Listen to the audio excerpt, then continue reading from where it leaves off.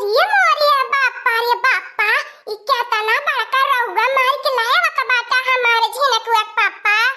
ते हमारे मटकनवा देरी मत करू। हाई पकन मछरिया लाई जो भीतरिया धोए बनाई के लईकिया हम बैठ के गोरत हई बहरवा। रुका हमार झिनकुआ पापा लाल की दखनाई के बनावत बाटी अब ने धई है बनाई है दखनाई ए ललकी इहां वाई दे तोरे बारू जाने का लिया ल बात का हो हमार बाकी जिज्जी ऐसन कावन मिसरी मिया वाला की आ गई ना बारू जाने तो से फरा तो हो गेल हमन के बलाई के देती हऊ लौकत ना इहा भातार काटी लगन झिनकुआ पापा मछली मार के लाल बाटे नहीं देखा तो कुनी केतना बड़ा बड़ा रोहू बा ले चला कुनी ने धोवा काटा बनावा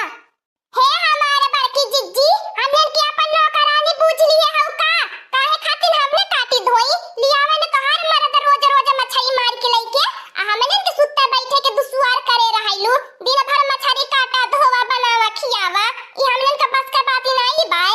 आउते और ललका बहनी रोज रोज यहां लोगन के मछली खात खात जीव नायु बियाता बाय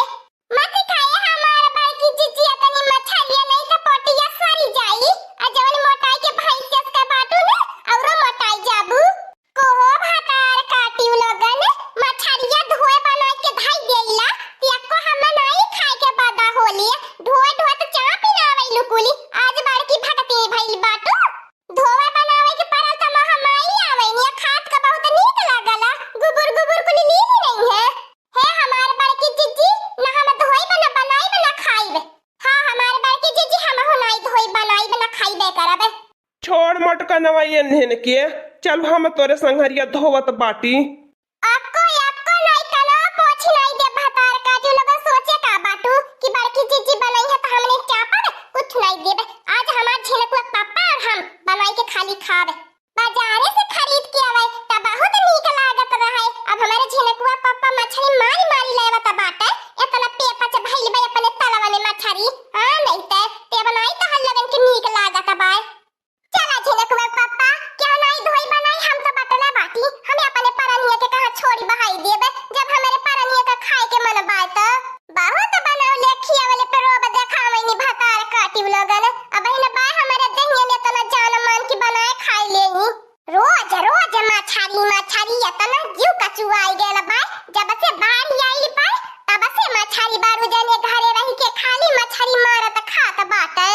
का बताई हमार दखिना जिज्जी मछलिया तो हमहु के बहुत नीक लागैले लेकिन तो धोवत बनावत नहीं नीक लागला अब बड़की जिज्जी धोई बनाई लिए आ चल ले जाई बड़की जिज्जी के मांसवाई के खाई लेवल जाई क्या हमार ललका बहनी तू तो हमरे मना का बतिया छोड़ी ले हलू है कैसे जानी गईलू बस ये हमहु कहे वाला रहनी हमहु तो नीक लागेले मछलिया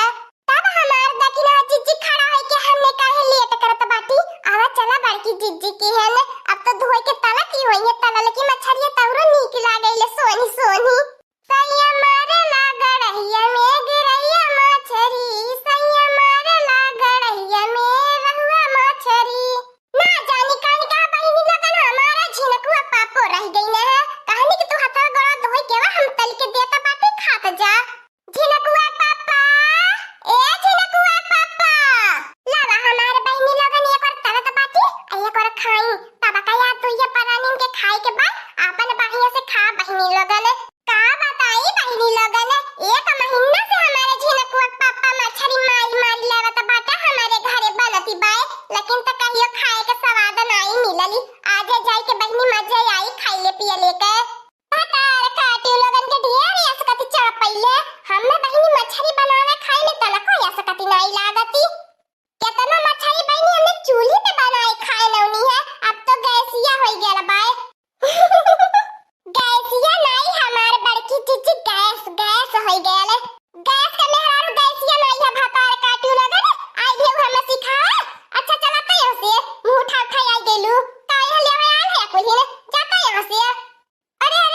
ये का बैठा था या इने सोचे कि बड़की चिची दया खाई के तन्हन के दई दी है एक आध बोटी पीसी नहीं देबे तनको भर नहीं देब हमें एक चुरकुला नहीं देता हम लगन के ते हमार बड़की चिची कहां से भला मांगत के बाय आज हमें कोई सुनाए ना मत है हमने तो खाली नजर आवा यार है बैठी के हां हमार बड़की जिज्जी तू तो बढ़िया से जानत बाटू के हमन के नजर कैसे नी बाय पेड़ ताकी दे तो पेड़ झुराई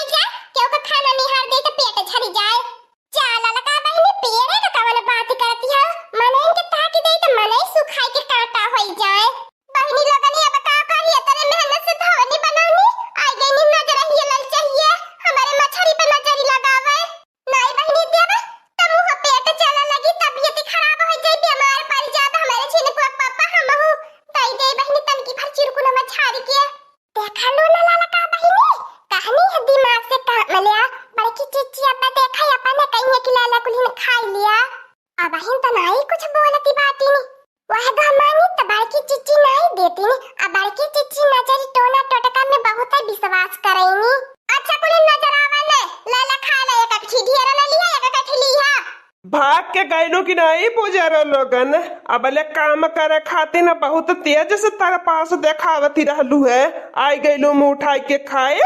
आ उठाई बे अब डंडा भगला रह नहीं पैबू अक्को नहीं देबे तोहर लोगन का नजरी और गुजरी हम कुल अपने पेटे में खाए के हजम कर देबे अब बताई दे थई मोटकना में अगर देहली ने तो तोरा है कुटाई होई पहले हे बारू जाने बाटा तो बारू जान की नहीं ला कपारे पे ना चढ़ा हां बारू जाने ई मेहरारू में बात होती बा त पीछे में मरद होई के टांग नहीं अड़ावा बताई दे तो बाती नहीं तो पुलिस केस कर देबे ना तो जेल में जाबा अच्छा बुजरो लोगन तहर लोगन हमें थाना पुलिस देखैबा जेल में भेजबा तहर लोगन की आज हम नहीं बनाई देबे हाई जुल्फी छल्ला काट के जन पूरा गाय भर घूमती बाटू अहे तखी नाही तहाई इतना सज धज के ओढ़ी पहन के क्या करे के देखावती बाटी आई हो मोरे बाप्पा रे बाप्पा अरे मोरे बड़की जीजी तारे को सुनाई दे त बाकी नहीं सुनाई दे त बाकी कनवा से बाहर होई गइलू कहो बारू जाने तू जेठ होई के भाइयों का छल्ला जुल्फी सरो सिंगार निहारत बाटा तू मरद बाटा कि हमने पे डोरा डारत बाटा झिलकुआ पापा तू का काई मने करीला मेहरारून के बीच में ना घुसल करा बतावा तू ये मेहरारून के निहार ले अब बता पंचा झूठी त का कही जेठ होई के अपने भाइयों का काजट टिकुली निहारत बाटा गावाले तू ही के थूकी है ए मटकनवा जहाँ बाटी वहीं चुपाई मर ले रहो आज इन्हें दुल्हन के हम सबक सिखाईबे बड़ा यार बाटा सबक सिखावे वाला पहले अपने मेहरारू के सबक सिखाए ना फिर ओकरे बाद आया हम सबक सिखावे अरे मोरे बाप्पा रे बाप्पा का हमार बड़की जिज्जी काहे बैठ के तू तमाशा देखती हो बड़े जाने कैसे मारत बाटा अरे मोरे मैया रे मोरे बड़की जिज्जी तू छड़ावे के कहीं जाता बा मारे के नहीं कहीं जाता बा अच्छा भातार काटी लगन हमारे झिलकुआ का पापा के जेल भेजवाईबू रिपोर्ट लिखवाईबू थाना में भेजवाईबू ले भेजवावत बाटी थाने में जा लिखाई के वर रपटे नाही मोटकनवा हमार दोनों भाई परदेश रहे न इन्हन के चाल चलन हमें नाई सोहात बाय इन्हन के नाई सुधार जाई त अपने मन का बहा के जाई हैं ठीक कहा थे हमार झिलकुआ पापा ये घर का तू ही मर्दा रही गया बाटा तू नहीं सुधारबा तो के सुधारी अरे हमारे बड़की जिज्जी बारू जाने हमने के गलतियां का है जान तो हर दोनों जने हमने के मारत गरियावत बाटा ए हमारे बड़की जिज्जी ऐसन केस करब की जिंदगी मन से जेली मन से छूट के ना यही बा दोनों जने दोनों परियानी वही मछली तरबा खाबा गलतियां तन्हन के है बाय जवन तन्हन जवानिया चलावेला हाथ भर का कैंची की नाही न छोट देखबा न बड़ा देखबा अच्छा बारू जाने गलती होई के छोड़ दे ये बारू जाने काहे बारवा पकड़ के लटकल बाटा इतना मेहनत से के स्टेट करवाए बाटी एमे इतना महंग का शैम्पू लगागल पाए उखड़ जाए कि नहीं हमार बारवा अच्छा छोड़ दे झिलकुआ पापा एक दाई मौका देते हम लोगन के सुधारे के नहीं सुधारिए तो दोबारा सबक सिखाई जाई ए हमार बड़की जीजी हटा तू लवा दे हम छड़िए तरत बाटी ए ललका बहनी तू चला बारू जन के बड़की जीजी के परोसा पैठा त हम लगन पलानिया पे अब त छोड़ी दे अब त हम कुल कमाओ करे के तैयार हो गई नी घर का टहलिया बजे के तैयार हो गई नी जन के तरह मार हमन के घवा बनाई दी है बाटा अच्छा ये मोटकनवा लाई इन्हन के फिटकिरी दूध पियाई देता और हल्दी प्याज जिन्हन के अखिया पे छोपी दिया नहीं तो नाई लौकी तो घर का टहलिया कुल कैसे बजाई हैं अगर मुट्ठी में इन्हन के कराई क्या छिलकुआ पापा ते इन्हन के समय पे प्रसादी दियावे के पारी इन्हन के परानी तहायन नहीं चाहे जे तोरा घर का टहली बजवावा